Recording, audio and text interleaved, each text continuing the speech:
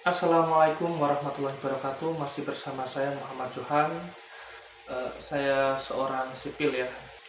Bahwa saya memiliki cita-cita ingin menjadi seorang kepala desa atau seorang pemimpin desa atau memajukan desa tertinggal, bahasanya seperti itu. Saya seorang pengajar, seorang guru ya. Jadi saya tidak ada niatan untuk menjadi seorang penguasa atau menjadi penguasa kecil-kecilan, tidak. Saya ingin menciptakan kaderisasi, itu kader yang benar-benar diciptakan untuk menjadi seorang pemimpin. Baik, analisa dan perencanaan awal. Jadi seorang pemimpin itu dia mampu menganalisa dan perencanaan awal. Nah, kita akan menganalisa itu dengan menggunakan data. Jadi kita akan melihat data-data dulu, data kependudukannya, terus melihat siapa yang mendapatkan bantuan pemerintah, pemudanya, petaninya, orang tuanya, ya kita akan melihat di situ. Jadi kita akan melihat potensinya dulu. Sekiranya kita sudah bisa memetakan warga masyarakat itu, maka kita akan lebih mudah ya. Tapi ini pendidikannya, saya mengajarkan pendidikannya bagaimana menjadi seorang pemimpin. Jadi siapapun bisa memakainya, khususnya untuk di desa-desa tertinggal. Sumber daya alam itu kita melihat bahwa di desa itu pasti memiliki sungai ya. Misal desa itu tidak memiliki jalur listrik PLN, maka sungai itu memang semaksimal mungkin itu bisa menjadi PLTA atau hidro ya, PLTH, pembangkit listrik tenaga hidro. Jadi sudah diperkembangkan ini.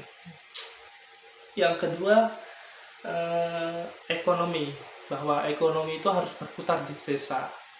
Kalau perputaran uang di desa tidak cukup, maka memang harus memikirkan bagaimana uang yang ada di desa lain atau di desa tetangga itu bisa masuk di desanya kita ini. Contoh ya, contoh seperti itu. Maka seorang kaderisasi itu harus bisa menganalisa masalah ya. Jadi masalah itu selesai, ya udah, berarti maka akan timbul masalah baru, dan masalah baru itu akan kita kerjakan sampai selesai, timbul lagi baru. Maka itu akan menjadi desa yang berkembang terus maju. Baik, bukan berarti desa yang tertinggal itu dana dari desa dikorupsi, tidak ya. Jadi saya mengakui bahwa desa yang tertinggal itu biasanya di daerah atau di kabupaten yang tertinggal juga. Nah, itu APBD ya, anggaran pembangunan daerah itu kecil, maka dibagi-bagi ke desa-desa, itu memfokuskan biasanya di desa atau di kelurahan, kecamatan, kota, gitulah. Nah, sehingga kalau kita menjadi seorang pemimpin desa untuk membuat pengaruh ya, atau bisa menjadi public figure, bisa menarik beberapa tokoh-tokoh di kota untuk membangun desa yang tertinggal itu. Nah, kaderisasi ini biasanya anak yang di desa sekolah di kota, sehingga anak yang sekolah di kota itu dia memiliki potensi relasi atau jaringan di teman-temannya yang waktu seangkatan sekolah, ketika mereka udah menjadi tentara, menjadi dokter, menjadi dosen atau apa. Nah, itu lebih bagus karena ketika dia kembali ke desa, dia membangun desa, dia butuh seperti kita tidak harus butuh uang atau dana ya. Dengan promosi, video promosi ataupun ciri khasnya nanti akan muncul ya di segmen berikutnya. Kita akan melihat di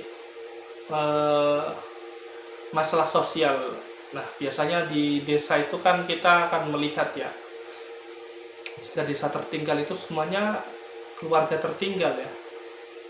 Ketika kita memiliki kuota untuk membantu atau dana bantuan pemerintah untuk warga desa tertinggal, biasanya saling rebut.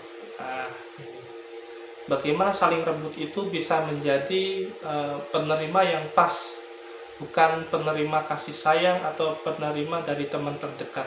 Nah, ini yang menjadi masalah yang akan kita bahas di video berikutnya.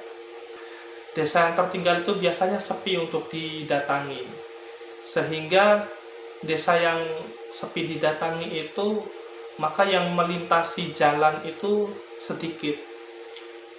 Nah, orang berpikir bahwa membangun desa itu harus lebar, terus ya harus aspal ya. Jadi namanya desa tertinggal itu biasanya jalannya masih lumpur, masih bebatuan atau berdebu. Lah, yang ini akan menjadi fokusnya kita bersama ya. Seorang pemimpin itu mampu memprioritaskan jalan itu mudah dilalui atau jalan itu layak dilalui. Nah, gitu aja. Kalau mudah dilalui, berarti harus ya lebarnya 4 meter, terus kualitasnya bawahnya itu udah dibatu, terus lapis atasnya itu udah aspal atau beton. Nah, kalau untuk layak dilalui, maka prioritasnya itu ya udah jalan sepanjang itu kita perbaiki, dengan catatan bahwa perbaikannya itu tidak harus 4 meter lebarnya ya, cukup setengah meter. Nah, setengah meter itu kalau konsisten dari desa penghubung sampai desa sebelah, itu artinya masih layak dilalui. Karena desa sepi, lah kalau berpapasan ya, ini akan menjadi fokusnya. Kalau di desa-desa tertinggal itu, berpapasan itu ya namanya orang desa ya, pulang ke desanya yang nggak usah buru-buru. Partisipasi masyarakat itu melibatkan warga desa dalam perencanaan agar program sesuai dengan kebutuhan mereka. Jadi kebutuhan warga itu apa? Misal ya, mereka membutuhkan beberapa pilihan ya, biasanya infrastruktur untuk jalan. Selain jalan ya, mereka butuh uang atau penghasilan. Jadi sembari memang warga bekerja, mereka membangun desa, mereka juga dapat uang ya itu. Walaupun upah minimum itu memang paling minimum, tapi dengan upah minimum itu konsisten, insya Allah itu ya juga bermanfaat ya. Nah, untuk seorang pemimpin juga harus memahami bahwa di desanya itu memiliki yang namanya ya wilayah ya, pasti harus mengetahui tanah itu kepemilikannya siapa. Jangan sampai tanah-tanah yang ada di desa itu dimiliki oleh orang-orang luar desa, sehingga tanah itu sulit untuk dimanfaatkan.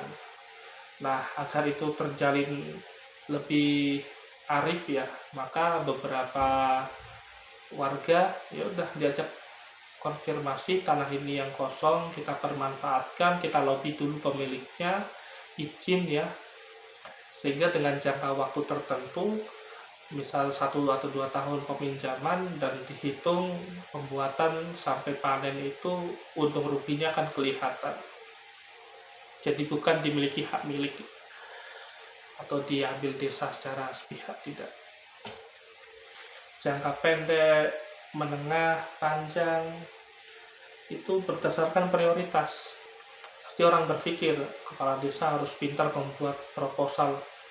Proposal itu hal yang saya anggap itu gambling ya, karena tidak hanya desa yang tertinggal, bahkan desa yang sudah berkembang atau maju pun membuat proposal untuk atasan. Jadi hal wajar lah mana yang diprioritaskan, apalagi kalau di politisi ya, desa yang dipolitisi tentu saja warga yang di kota itu lebih banyak penduduknya, sehingga suara yang akan diterima oleh politisi yang akan datang juga lebih menguntungkan ketimbang desa yang tertinggal. Itu seperti gambling. Ini benar gak ya kalau aku menyiram uang di desa tertinggal ini, dia milih aku atau enggak? Nah itu. Semoga ini menjadi inspirasi untuk generasi yang akan datang. Kita bikin slogan ya, pemimpin muda berkarya.